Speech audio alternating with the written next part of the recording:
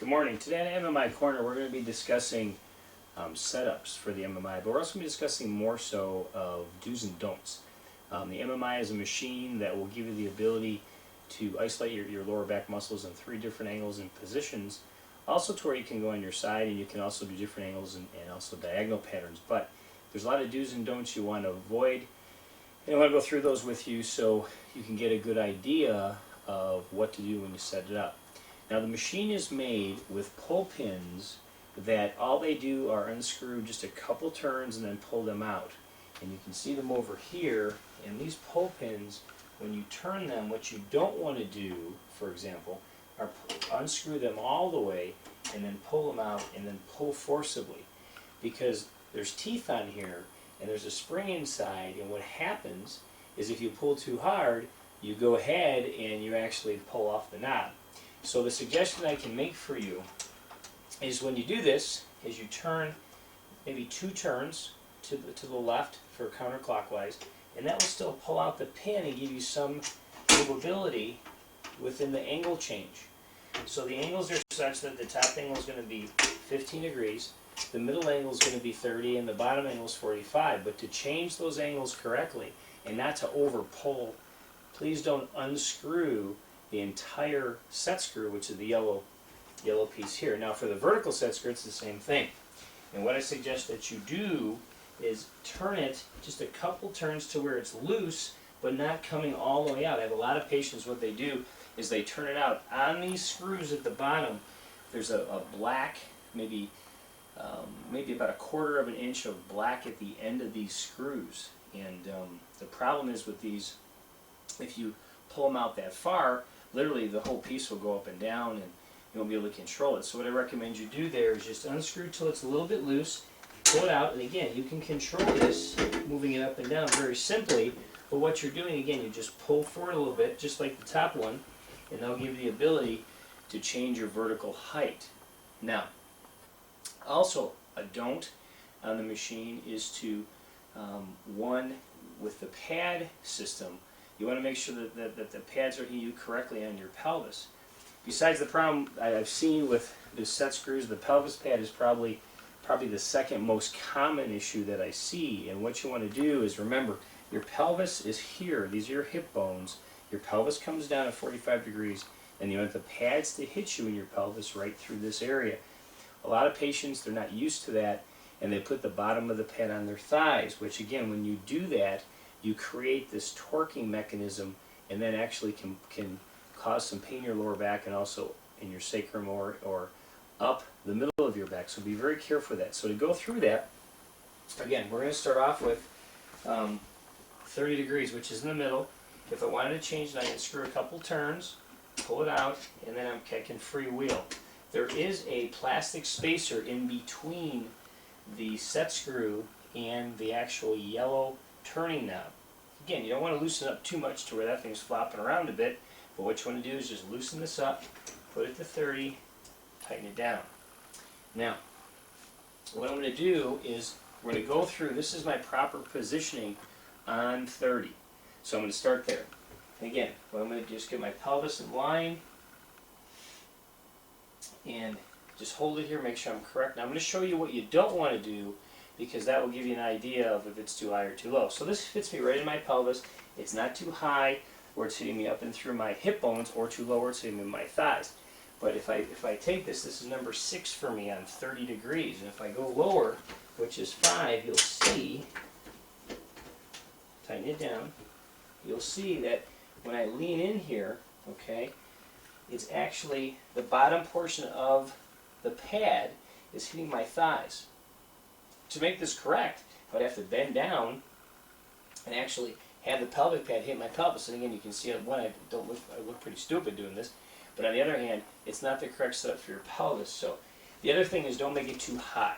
And if you make it too high, what's going to happen is you'll pretty much vault over the pad. And for people that have lower back pain, or people that have any type of arthritic change in their spine, you don't want to make the pads in the wrong position. So if I lean in and I'm in the proper alignment for myself, except the pad's too high, what's going to happen is when I come over the pad, I feel like the rolling contour of the pad is, I'm literally vaulting over it. So it's almost like I'm moving over a rock. So that's going to be too high. So again, proper positioning is paramount on this machine. Also, very simply, we're going to go to 30 degrees or 45 degrees, move this back down, line it back up again, and 5, tighten it back down, and now I'm going to be ready to go for my height. Now this 5 is my perfect height for me at 30. And again, what I'm going to do is you want to feel your pelvic bone, which is through here, approximate these pads. And I'm emphasizing this because this is a very common issue when people are on the machine. So I'm lined up, and as I come over, I want to feel my trunk as I come up kind of roll over the pad through my pelvis. If it's too high, you're pretty much rolling over the pad in your belly, and that's not going to be good either. One other problem that I've seen, and I want to share this, is the bands are not bands to be used for your bicep curls. A lot of patients, and even just some clinicians, what they do is they come over and they grab a band and they'll start doing curls with it. Well, that's not what you want to do. Another thing is you don't want to take the bands and pull them really high and then across either, because that's going to put stress on the bottom portion of the bands as they attach to the harness. I've seen a couple bands that were cut at the bottom because the people that used them, they grabbed them, they pulled them up too high, they didn't know exactly what they were for, and the problem was they actually pulled so hard they cut them at the bottom because they pretty much came apart. But also, when you're using the bands, the key here is to make sure you start light. A lot of people think that you can start with all of them. The problem is with all the bands, which is 110 pounds of force, it's too much resistance for usually the beginning user, or even the novice or the rehabilitation patient. So what you do is I start everybody at purple, which is 20 pounds of force. The brown's going to be 40, and the orange is going to be 50. What you can also do is, say for example, somebody has pain in the left side of their back, and they've no surgery, just back pain. What you do with these folks is you can put a brown band, for example, on the left and put an orange band on the right, which gives you 50 pounds of force on the right, but 40 pounds of force on the left. So you can combine these bands, but don't grab them and just hoist them up in the air, okay? Because what that does is, it puts torque on not only your back, but it puts torque on the bands. You can break them, and that's not good either. So, just to give you an idea of how we get set up, we're lined up with our pelvis, and grab the bands nice and simply, and then just go through the arc of motion, nice and slow. You can actually, you'll feel as you come up, the pads approximate your pelvis as you come up and down. And you get in a nice rhythm, and you'll feel the nice natural contour of your body as you go through the arc of motion. The other don't with the MMI is the back roller pads. Had a few people step on them. A few people actually, they kicked out these pieces here. Again, be real careful with those. That they're support structures in order for you to be able to keep the rollers on there. And again, I mean, these are big people, these are big athletes that have been doing this, but the don't of this stuff is to, one, put a lot of manual force on the bands. Number two, always make sure that the vertical height metal piece is lubricated at least once a month. I recommend you do that. In my clinic, we do it every week because I see so many patients on here. But what I recommend, use a Tri-Flow spray, which is a non-stick silicone spray, and that will keep that vertical height tube moving up and down very simply. And this way you won't have any trouble moving it up and down either. You won't have to loosen those set screws too much. Pretty much there's not much other do's or don'ts to do with the MMI. The do's, make sure the pelvic pad is hitting you properly.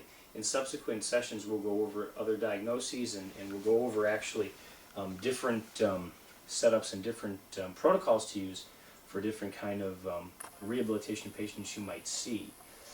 The biggest thing is when you're done, wipe off the pads, make sure that there's no stickiness on the vertical height adjustment. Again, start with purple with your patients. As far as band resistance, with weight resistance, I recommend you start with no weight, and then you can progress from there. clinicians, you know your patients, and you can direct them according to what they need, but take your time with their progression on this because they will feel this. This is Scott Benjamin for MMI Corner. Remember that the power in your legs does come from your spine. You want to make sure you're lined up correctly on the machine in order to enhance the experience on the MMI. Thank you very much.